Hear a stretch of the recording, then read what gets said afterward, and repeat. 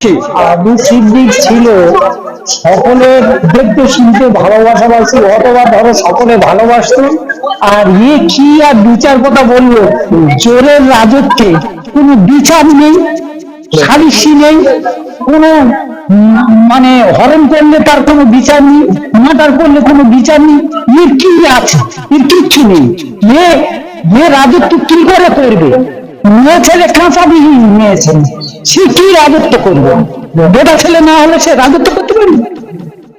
আর বেশি বেশি কথা বলতে পারবো না, আমার শরীর খারাপ। আমি থানা বলে রাখে দক্ষিণ চব্বিশ পরগনায় সব তো গুন্ডারা ইয়ে করে রেখেছে। তা আমি চাই ফাঁসি চাই। এসপি এই ঘটনা হইতেছে, তাকে ফাঁসি চাই। পুলিশের ফাঁসি চাইছে, পুলিশের ফাঁসি চাইছে আইনের সরকার। এই তো মানুষ বিপদে বললে পুলিশের কাছে যায়, সেই পুলিশের কাছে গিয়ে বাঁচতে পারছে না মানুষ। পুলিশ তো নেই, গুন্ডা, সব গুন্ডা বাহিনী। পুলিশ নেই, সব গুন্ডা বাহিনী। সঠিক বিচারও রাখছে না, সব গুন্ডা বাহিনী। মমতা ব্যানার্জি সব থানায় গুন্ডা বাহিনী রেখেছে। এখন আপনারা কি চাইছেন? এখন চাইছি ফাঁসি। এই কার্যকলাপ আপনি কতটা সন্তুষ্ট? আমরা পুলিশের কোনো বিশ্বাস নেই, কারণ পুলিশ আমাদের উপরে তো অত্যাচার করে গেছে। আমরা মানে কি বলতে আমাদের ঘৃণা করতে।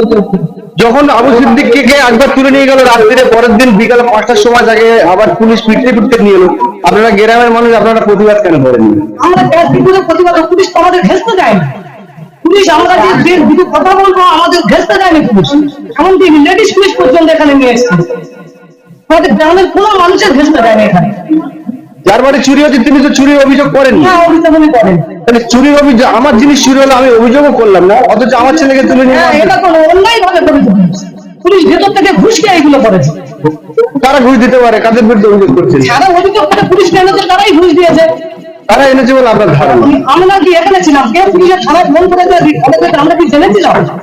আমরা তো জানি না, কিন্তু এখন তো বুঝতে পারছি যে যারা অভিযোগ করেছে তারাই ঘুষ দিয়েছে।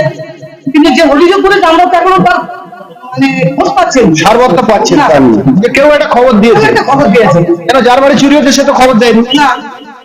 তাহলে যে দুটি বাচ্চা যে স্বর্ণ চুরি করেছিল, মূলত তারা যারা চুরি করেছিল, তাদের ফ্যামিলিকে হয়তো পুলিশকে ডাকতে পারে। সেটা তাদের ব্যাপার ভাই, আমরা তো দেখিনি। কেউ এনেছে, তাহলে পুলিশ এলো কি? তার লাশ ভিতরে তোলা হচ্ছে দ্বিতীয়বার ময়নাতদন্তের জন্য কলকাতা হাইকোর্টের নির্দেশে।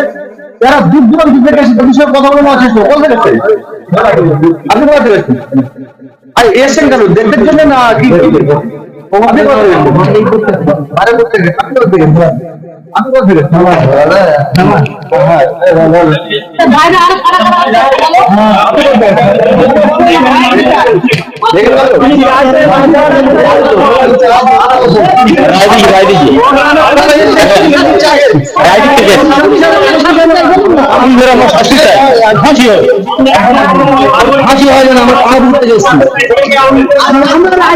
আমরা চাই রাজনীতি সরকারের ফাঁসি চাই, রাজনীতি সরকারের ফাঁসি চাই।